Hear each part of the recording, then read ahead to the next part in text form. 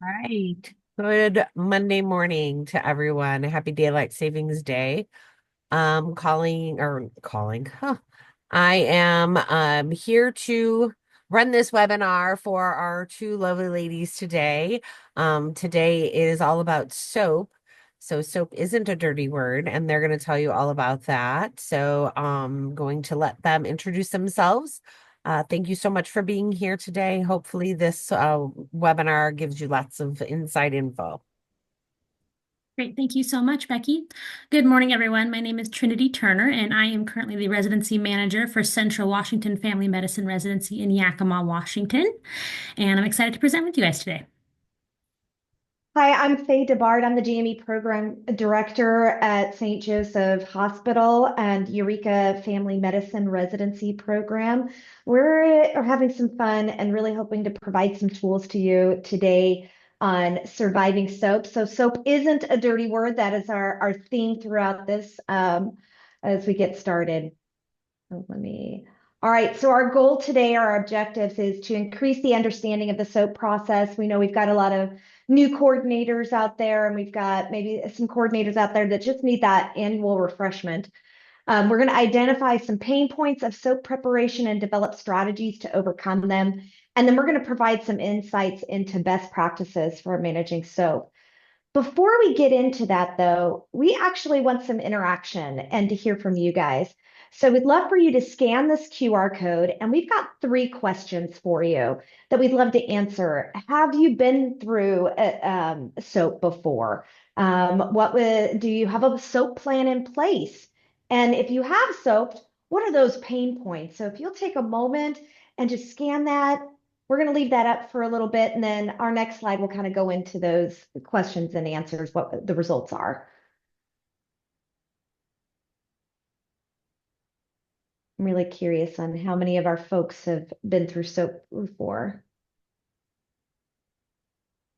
Leave this up for just a moment longer, and then we'll flip to the next slide.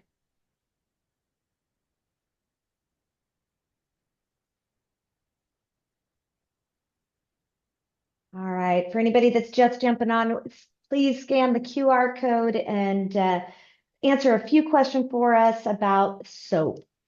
So here's what we've got so far from those that have answered. Have you soaped before? Sounds like over half of you have not, but almost half of you have.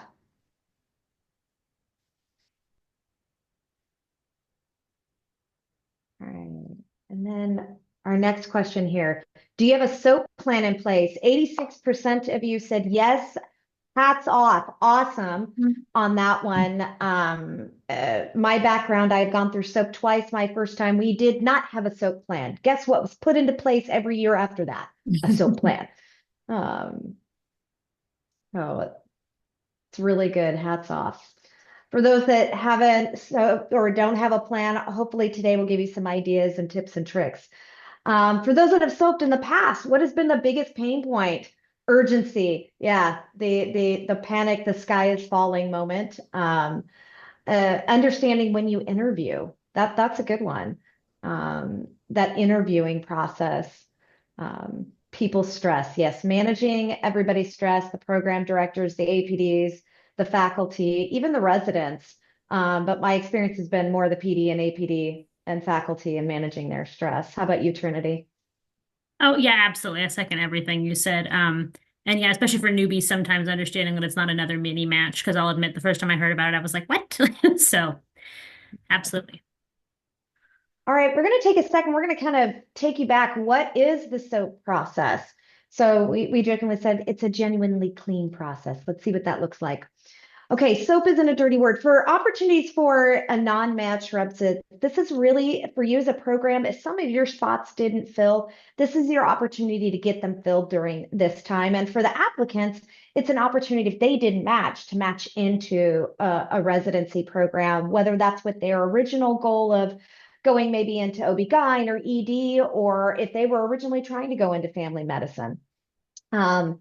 For the SOAP process is crucial for us as programs to fill our vacancies. It's helping us to find qualified candidates. And just because these applicants are soaping doesn't mean they aren't quality applicants. Some of the strongest applicants that I've seen came out of the soap process, and some of them were even our chiefs at some of my at my last residency program. So the misnomer that these are not good candidates is not applicable. You can find really, really strong applicants through the soap. Supporting qualified candidates and programs. So this is the other thing it does. SOAP helps us find these qualified individuals, these strong applicants, and get them into our programs. So here, kind of the history. It used to be in 2012 a scramble for unfilled positions. So, and really the challenge with that is it was disorganized and lacked transparency. The SOAP kind of introduced a new system for us so that it was more organized, maybe less chaotic. Particularly if you have that SOAP process. Trinity, did you ever have to go through the scramble before? Oh no, thank God. I'm not gonna lie to you. I think I was still in high school when it was still a thing. Uh, So no, luckily by the time I entered the workforce, it was over. So, yeah, I came into GME after the scramble, so all I've ever known is the soap. But I think it's good to know that what we had before was absolute chaos, and what we've got now is a little more of controlled chaos. Which, admit it, as administrators, we're all what chief else is chaos new? coordinators. So there are deadlines, and we have to know that what those deadlines are, when we can, and a big piece of that can also be not only what the process throughout the week is, like when we review applications, when can we start interviewing, when do we go through those soap rounds, but also when we can talk to them. When can we talk to applicants? Who can we talk to? You might get reached out by, somebody from the school, and that's not okay. But maybe somebody they knew, that's a little different. So kind of going through that and understanding the kind of the milestones that go throughout the week. So we're going to kind of go through that to help you. I'm sure many of you have gone onto the NRMP and kind of looked what is the calendar, but we wanted to bring it back here, especially since it's closer to this match soap week for us. So Monday we kick off 9:30 a.m. Eastern Standard Time and finding out if we completely filled or if we have some positions we're going to need to soap to. For those of you in Hawaii, hats off, because I know that it's like 3:30, 2:30 or 3:30 in the morning when you are finding out. Somebody please give them mass amounts of Red Bull and caffeine to our Hawaii folks. But I know it's an early morning for all of us as we sit there as mother hens hitting the refresh button. But this is when we find out. At 11, after that, this is also around the same time that the applicants are finding out and they're prepping their applications and looking for the programs to apply to. So at 11 a.m. that day, the unmatched applicants are then submitting applications to programs. So then Tuesday, bright and early, um, we find out at 8 a.m. Eastern Standard Time, we can start reviewing applications. We have access to that. And again, hats off to our folks in Hawaii who are scrambling for that at 2 o'clock in the morning. Or one, depending on where we're at in the year. But in any event, that's when we're going to start reviewing. Some programs will even begin doing phone screening interviews that afternoon on Tuesday, or invites at least go out. Every program does a little different. Some will do phone screening interviews to identify who they actually want to interview on Wednesday. Some even start evening interviews that night. Every program's a little bit different. I'll let Trinity speak to her program, but what we've done at the programs I've been a part of is we review applications all that day. By early afternoon, our Pacific Standard Time, we're starting to send out interview invites, and we do all of our interviews on Wednesday on that day. So Wednesday, we continue to review any applications for, like I just said, my program does all interviews that Wednesday. Trinity, is yours similar? It actually depends on how many slots, when it's happened, how many slots we needed to fill. So when we had more, we did them on like Tuesday afternoon too, after we had time to review, and then also all day on Wednesday. When we had less slots, we weren't as urgent to fill, but we did offer some slots on Tuesday and Wednesday just to give applicants options, which I thought was nice. So it just depends on how many slots for us. So I plan for 2 days of interviews just in case, but I can always just not activate the second sign up if we don't, or the first sign up if we don't need it. Nice. That's a great plan. Thursday is hopefully by this point you've already should have ranked everybody, and this is where it's a little bit different with ranking, where you rank in during the fall, you go through and rank everybody. Here it's a little bit different because you can only offer out spots to the number of positions you need to fill. So the program directors and the administrators tend to try and be very strategic. If they've got two spots and you've got your top two, they might offer it out. But when they start going through rounds, they might change that up. And you can see of the people you've got ranked who's still available. I will admit, my first year soap, and even when I soaped the second time, I felt like a mother hen after going through all the interviews with these folks, like who matched. Like we only had so many spots that are available. But there were some others that I would have loved to have had, but we just didn't have spots. And it was kind of like watching, okay, they matched. Okay, good. That type of a thing. So you have 4 rounds. It used to be three. I think it was last year or the year before they moved to, I think it was a year before they moved to 2 years ago to 4 rounds during this time. So the big thing you really want to be careful of with you and your program director is making sure that you certify your preference Mhm. list before the round starts. So be sure to look at those times on when those need to be certified for. I know for round one, I think we certified it like the night before or very early in the morning. And then we just continued like as soon as we had the next opportunity or people matched or filled, we were already certifying for the next round type of a thing. And Mhm. then Friday is match day. It's the big reveal. The cool part about going through soap is when you match through those rounds, you know who you have.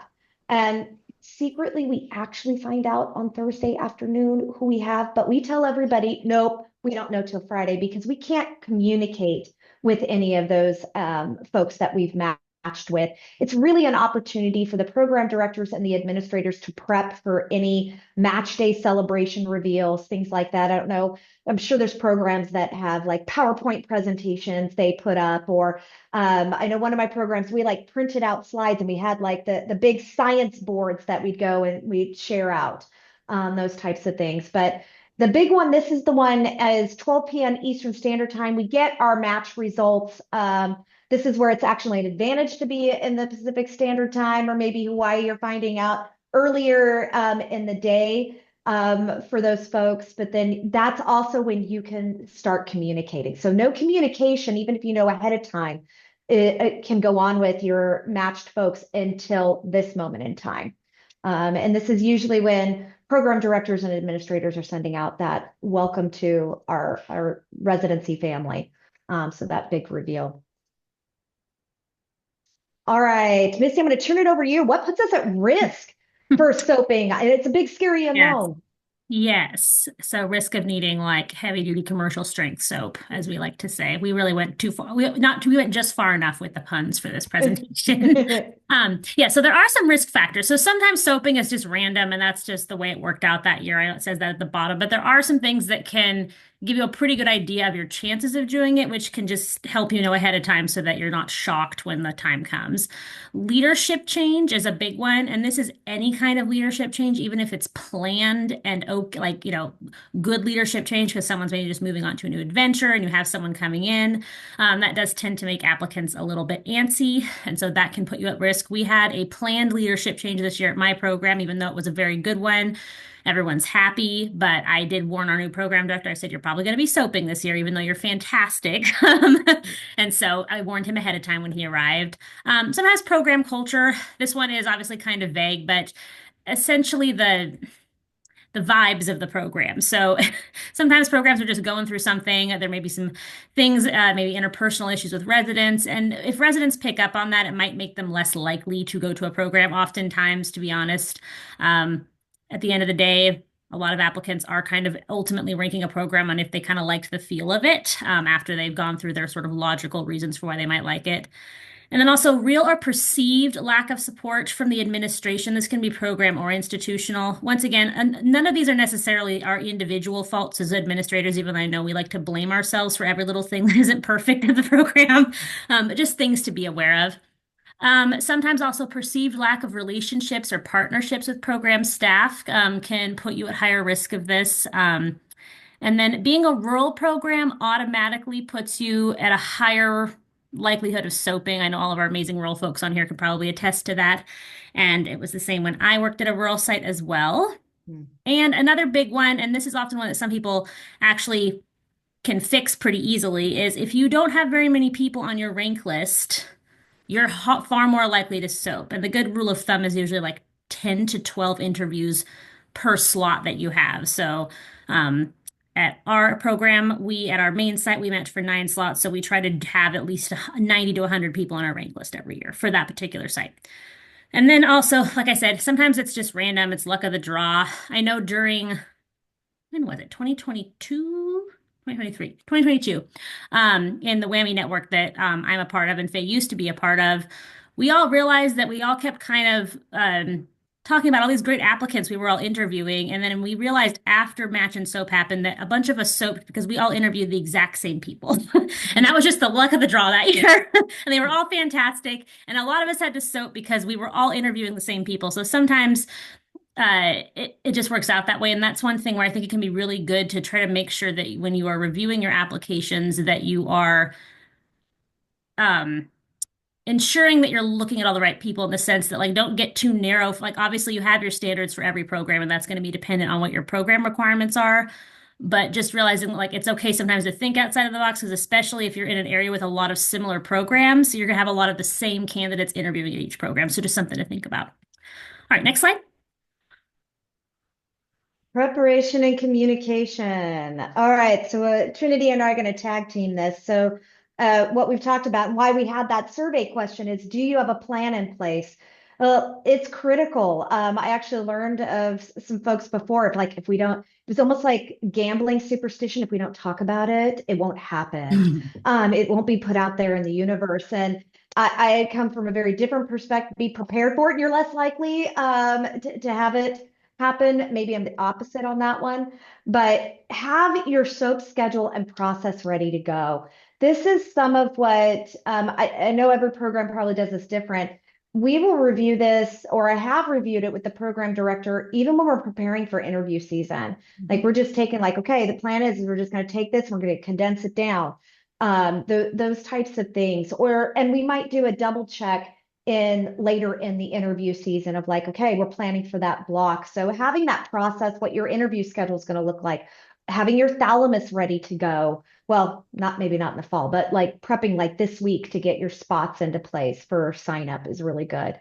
Build your SOAP schedule when you are building that block. Mhm. If you can, because you're going to be pooling faculty, you're going to be pooling residents, build it at the same time. I know my scheduling coordinator and I sat down and we pulled people, and I sent it to her to review ahead of time and give me the thumbs up or give me suggestions and feedback. And she was really great to work with. But having that already ready to go versus people getting pulled out of clinic, you're going to cause your clinic manager or site director a coronary if you're having to pull in that way. So if you can prep ahead of time, that'll be helpful. And then have your right resources ready to go.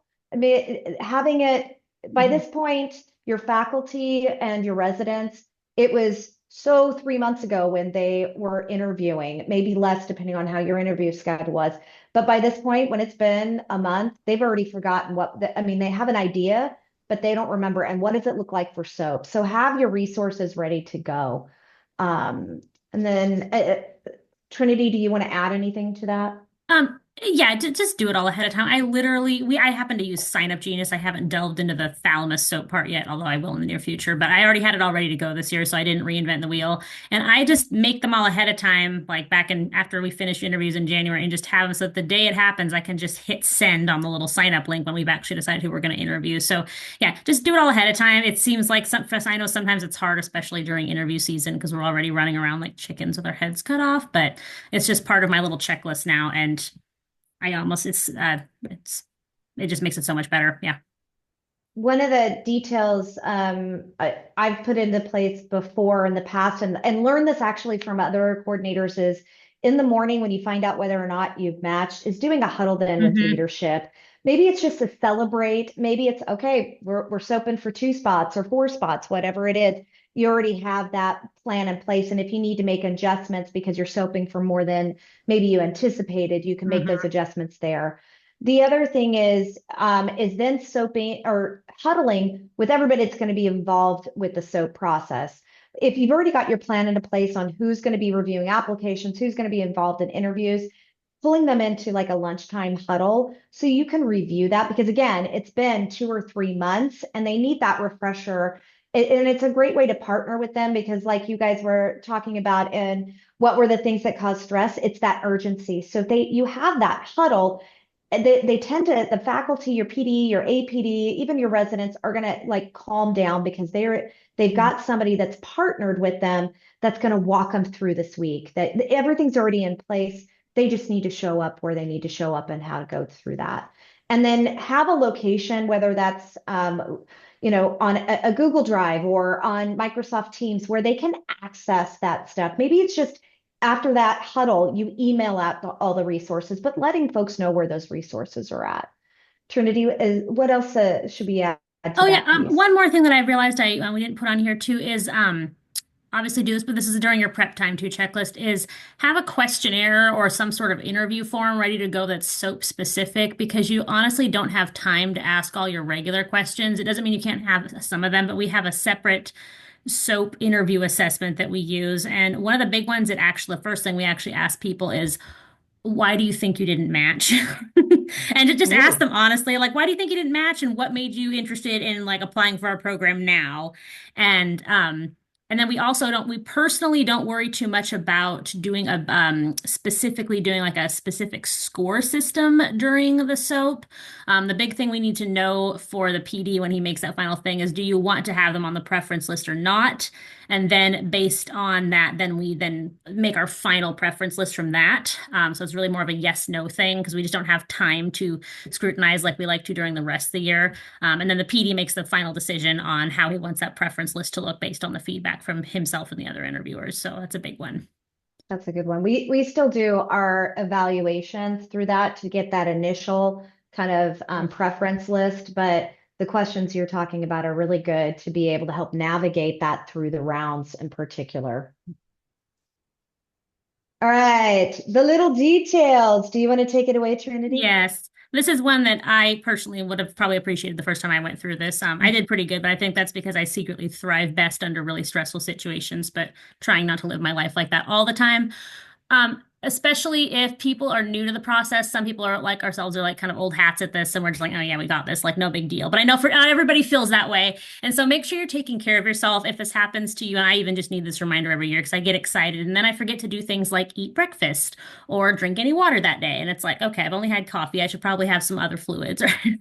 Yeah. So just little things like that, like get your snacks ready on Monday, grab your comfortable shoes. Try to sleep if you can. I know that one's a real big ask because I can't ever sleep because I get too excited or anxious. Wear comfortable clothing. And then a big one too, and this is honestly goes into that little thing of like prepping soap ahead of time if you can. But if something happens and you can't do this, clear your schedule on Monday and let everybody know that you are not really available to do anything else that week. And so any other regular recurring meetings or things you may have had planned should just be put on hold. Just clear your schedule because even if you do have a free minute, you should be using that to go outside and like take a walk and like de-stress a little bit before the next thing you have to do. So just give everybody a heads up, let your institution know, let your other coordinators know that you are not available because you are soaping that week. So just the little Yep. things to think about. Put your out of office on during that Yep. time. Yep. It's a busy time of year. It doesn't have to be I'm out of office, but like that out of office notification, it's a busy time of year. It's going to take me longer. See you next week. Peace out. Yep. Maybe not quite like that, but something to that. The other thing that these pieces, like this is great for you, but it's also great for your faculty and your Yes. residents having that ready to go. Having those providing that lunch in the midst of it because maybe they weren't able they're Mhm. scrambling so that they know they're cared for in that moment and it's less for them to have to do. So think of the ways that you can help keep them cared for as well. All right, we wanted to turn it over to you guys. What questions can we provide for you all or answer?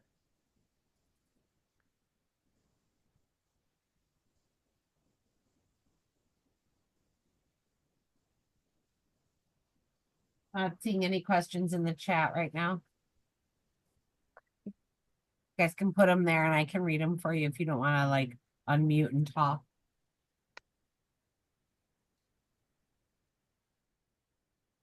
I know, Trinity, I don't know about you. We actually put together a soap logistics packet for our program that goes through like a lot of the stuff that we had in here of what's the schedule look like, but then who's reviewing applications? A refresher, how do you review the applications? What does that scoring matrix look Mhm. like? Walking it through what's provided for the week, and we send that out when we sew. That's a great idea. Um, and I'll be doing a quick little blurb at our Res Fac meeting this week before match week next week. Another thing too is, and this is just from this year, if you can, try to not have your institution get a clear visit scheduled the exact same week as match week. Oh, So let's just say that if we have to soap, I'm going to try not to use any chief residents because they'll be doing the clear visit. yeah. So, it was one of those things where they had already okayed the request for the visit before I could tell them, actually, is there any chance you can ask them to move it to a different week? So we're just rolling with it. But that's another one is if you can help it, try not to have major ACGME visits happen during match week. I don't even know why they would pick that week, but c'est la vie. So we're just rolling with it. So Melissa Keller said, just a tip, don't get so confident that your PD goes on spring break to the beach. Oh, Whew. oh, I Someone's forgot going to be she reviewing that. applications by the pool. Oh, that one's rough. That one happened post-COVID. We had not soaped prior to COVID and going to virtual, like we, weren't prepared for that big shift. And yeah, he was at the beach. Oh boy. Ooh. Yikes. Yep. Oh my goodness. Another one too is I think it's really good. Just sort of speaking of those like packets too, is also just maybe sometimes I don't know if anybody's had problems with this. I personally think most people at our program know that soap is just fine because one of our current some of our like lead residents in our program were soap candidates, so clearly it worked out fine for us. Yeah. But to this day, even though we didn't have to do it last year, but the last few years before that, we had to soap quite a bit. And to this day, I still sometimes get comments like, "Oh, I don't want to have to soap because we want to get good candidates," and Yeah. so just never being afraid to like continue to have to like dispel the myth that this is a bad thing and like you somehow failed as a program, which is not true. Yes. Yeah, just because That's I usually even what I had to. hear. Even last week, I still had to sometimes like just reassure people like it's okay, and it because I think there is just so much emphasis on filling, um, and I Yeah. think it's okay to just remind people like it will be fine because I get it. Like we all have that like letdown. Like I worked so hard for 4 months straight, and now I still have to do it all again. But just I personally try to when I that like comes into my mind, I personally try to think. Okay, this is just the universe saving us from ourselves. Like, clearly, Yes. there's someone we thought we wanted on that list that maybe we didn't actually realize we didn't want. And so I always try to view it as that. And same thing for the candidates. Like, there's a candidate out there that just didn't know that our program is probably a really good fit, like, for us. And so, yeah, I know it feels like it does. It feels like getting rejected, like, in a really big way. But it's like, I try to Yeah. think of it as like, nope, this is just the universe giving us a second chance. Yeah. And we're going to maybe secretly be relieved that down the road we find out that someone that was on our list would have actually been like the worst candidate ever for our program and we didn't know it at the time. And so I just personally, I try to come at it from that view of like, it's okay. Even though I Yeah. know it's a really hard myth to dispel and I understand why. So, Even One of on the institutional level yep. is really advocating to that is like soaping is not a failure on the program or anyone. It Hmm. really isn't. It's like you said, that second opportunity. And I think the other thing to realize in family medicine over the last 2 years, over 30% Yeah. of the programs, 2 years ago it was over 36%, Hmm. have soaped. So when you think about that, that's a significant number of programs. So if you're going through that again, it's that opportunity to find those really strong candidates and maybe your future chief, because I've had that happen. Absolutely. Another Melissa, one. did you have a comment? Oh yeah. We always, if you find somebody you really like, one of our tricks to keep them is to keep them on the phone with you as much and as long as possible. Hmm. That's one of my APD's tricks that you feel like you've really got somebody you really want them. You basically just pass them from person to person to talk to and interview and get as many residents with them as possible. Hmm. Just a little hint there. Yeah, absolutely. One more one. I haven't personally had a problem with this is just really making sure people understand that if a candidate reaches out to them before we reach out to the candidate, that they need to understand that's a huge no-no and like you can't like that person is automatically like off the list. Like just like It's a great absolute no. call. Luckily the way our communication is like we don't have like a bunch of personal emails out there for people and so it's not usually a problem, but just making sure people understand that too, especially if maybe they've never done soap before, I think is another good thing to remember. Because I understand people get desperate, and every year we get people contacting us in like our like shared inbox like at 5 p.m. on Monday, and I'm like, there's no way we can like so, and it makes me sad, but like my personal feeling is like if not, we all have to follow the rules, even if it sucks to have to like report someone to NRMP, but like this only works if we all do what we're supposed to, and so. Great. Besides, you shouldn't have to be stretched in 8 different positions while Mm-hmm. you're trying to keep track of everything because somebody feels like they're more important than everyone else. Exactly. So, I Exactly. mean, you have to hold yourself as the most Mm-hmm. important person in that moment. And if you can't keep track of what's going on because you keep getting interrupted, then mistakes get made, Mm-hmm. certifications get missed, you lose track of the time or where people are at, and it's just not worth it. I mean, people are going to be anxious and they're going to be trying to reach Mm-hmm. out. Yep.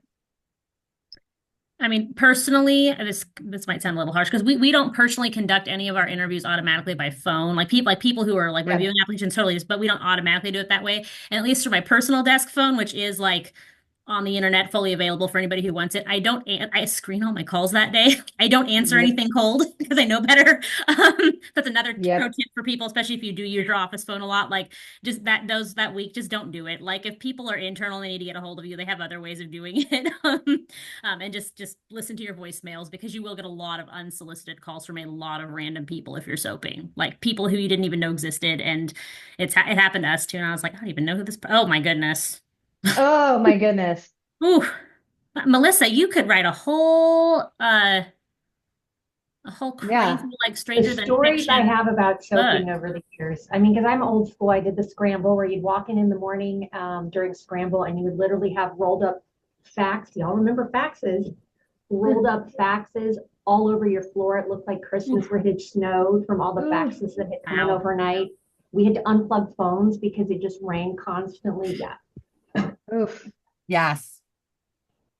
it's fun times. But you know And what? this is I always said it was team bonding too, because at the end of yeah. soap, we all went out and had a margarita together as a Mm-hmm. group or whatever beverage of choice you had. And because you did feel like you kind of had won a battle. Mm-hmm. Yeah. Um, and so it was really good for team bonding, at least I felt like No, that's so true. When you do finally finish on Thursday, you're like, I'm trauma so tired, bonding. and also see you at happy hour. Like, let's go get dinner. Let's celebrate. Yeah. 100%. Um, Another one too. This is just a personal anecdotal one, but I really appreciate it. So the last 2 times we did have to soap. I know some places do like, and the big thing is just do whatever works for your program. Honestly, that's my thing. But if anybody Yeah. finds this helpful, we do not call people as a general rule. We have them use a little Yeah. self sign up and they just can pick a time that works for them because if you're soaping, you're dealing with like 50 billion phone calls from people. Uh-huh. And I was talking to a program director at a conference somewhere in the last couple of years, and they said, "Well, I just got really frustrated because every time I tried to call people, it would just go straight to voicemail." And I personally suggested to him, I said, "Don't call them because everybody else is trying to call them too. Like, send them a message in whatever Eris, Thales, whatever you're using for your like communication, and just have them sign up at a time that works for them. And we got really the year we had to soap for like a ton of spots because it was a tough year for our program. Like we that was like the biggest and we did like a bunch of interviews for soap. So we had a lot of feedback from candidates about it. And they said that that was the best thing that had happened to them personally is because a lot of programs were just calling people that year, they said. And they said it was so nice to be able to just sign up and know when they were going to hop on. And so they really appreciated that. So just something to think about when you are planning it. I know some Yeah. people are old school and they like to just call people and like if that works, that works, but their chances of actually getting a hold of the candidate are honestly a little low. And Yeah. so having some option where the candidate can just pick, and it honestly was way less stressful for us too. And like if the PD wanted to do follow-up phone calls with them, they would, but otherwise we just did that. Oh my goodness. Wow, Misty, you're a survivor. Yeah. So in the chat, it says, my very first year, we had to soap for 5. and it was dumped in without being prepared. And she was dumped in without being prepared. Absolute nightmare. Been prepped ever since. I bet. It only takes one time. Yeah, only takes Yep. one bad year, and then it really does leave a bad taste in your mouth. 100%. My first 100%. year as a coordinator, we soaped. And so the second year when we didn't, I'm like, oh, this is what this week feels like. Like, I don't know what to do with myself You're because I almost had prepped bored. everything. It Right? was. It was almost like the celebration, like I could go and actually do some things and be productive, but it took me a while. And so it's kind of like, having twins your first time around. Oh, it'll be cake after this. But yeah, it really was that my first year as a coordinator soaping was brutal. And so after that, it seemed like cake. But being prepared when I went to soap the second time, I felt like I walked in with more confidence because one, we were already prepared. Two, nothing will beat that first year. It was just a nightmare all the way around for me. So even with soaping the second time around, it was so much better. And we got some great candidates out of it. So I have a question that maybe the two of you would be able to answer. It's not necessarily for me, but just thinking how I felt before I had ever soaped, especially now that everybody's on thalamus, and thalamus is kind of new for some people too. How does it work with thalamus? Can you set up your interview slots on thalamus and communicate with them on thalamus and have them sign themselves up? You, Yes. okay. You want to Yep. walk through kind of how that looks? Yeah, happy to. And I don't know, Trinity, if you have, but when the program I was with a couple years ago, so we pre-prepped the week before or the Monday of. It might have been the Monday of all the slots, so it was ready to go. And we soaped for 4 out of our 7 that year. That was a year we were still doing over 30%.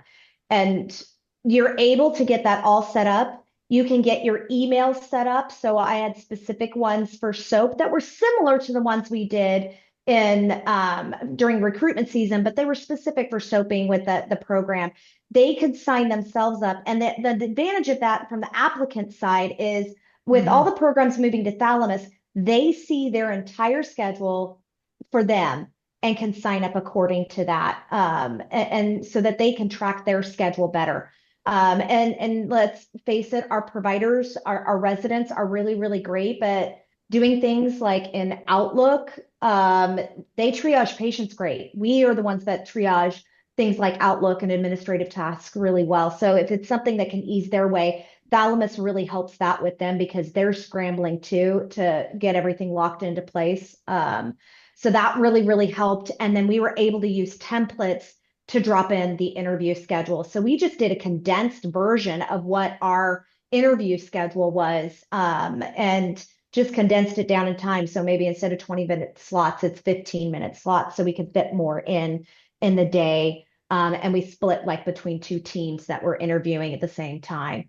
And that made it a lot easier, but you can communicate through that with the emails. They can sign up through that. You can see it just like you did, or may have done if you chose not to do it this year. You can see who signed up and ready to go. You can put in the schedules for what your template for interviews will look like, all of that. And then your faculty, if you're using the video conferencing that's on Thalamus, then all your faculty, your residents, they're going to the same place for that to find out all of that information. I know there's others that still use Zoom, but they'll put the Zoom in to Thalamus so it has all those links ready to go so they see their schedule.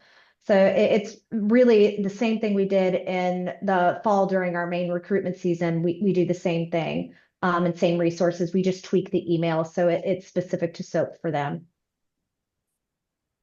Awesome. Trinity, do you have any pieces to add to Yeah, that? so we have not yet activated the soap mode in Thalamus, and the only reason I'm not doing it this year is because We didn't actually make everyone fully go to thalamus yet this year, but we're going to do it next year. And so for this last year, I just used our old process, just this, one more final hurrah with it, just because it was already done. And because we had some other stuff going on, we decided not to fully implement it next this year, but I am looking forward to using it in the following cycle in its full capacity, and if needed, the soap mode. So, but it does look pretty slick. The emails, because they're automated and the scheduling is by far my favorite features. I went from being non-productive and only doing recruitment during the fall to actually being able to get things done with Thalamus. And it was mainly that scheduling and the automated emails. When it was just an Eris, I always had Eris up on one screen and I'm monitoring who's scheduling and rescheduling because it wouldn't email me back in the day.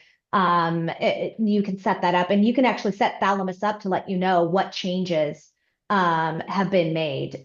During SOAP, that's one more email in there versus just go in and take a look at it. But during the recruitment season, it was really helpful.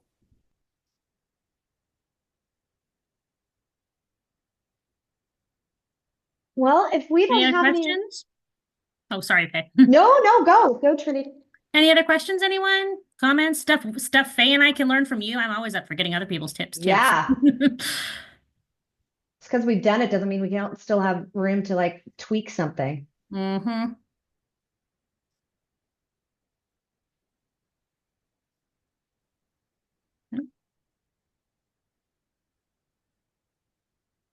Well, if not, we put our contact information up there, so please reach out if you have any questions or we can provide you with resources we've used in the past. We'd be happy to be there for you. Yes, seriously, you can feel free to call or email on if something happens, just reach out. It's fine. We're happy to Yeah. help anytime. Yeah. Even if you just need someone to like provide you some moral support and just listen to you for a minute before you hang up and go get ready for Yeah. I'm happy to provide that too. Yeah. A safe place before Yes. you have to be the calm one in the situation with everybody else. Call us up, scream into the void, then move on. It's totally fine. All right, everybody. Thank you so much. Have a wonderful week. Good luck next Everyone. week. Hopefully, you Yes. won't need this conference or this lecture. Yeah. But if you do, Awesome. I hope you feel prepared. Yeah, awesome. Thanks, everyone. Bye, guys. Bye.